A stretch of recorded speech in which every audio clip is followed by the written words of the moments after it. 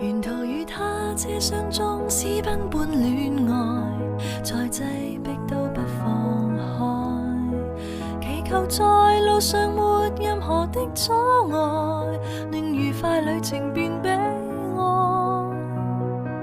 連氣兩次綠燈都過度了，與他在外幾公里。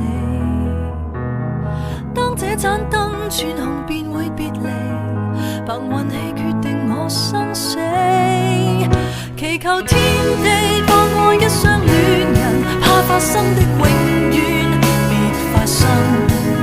從來未順利遇上好景降臨，如何能重拾信心？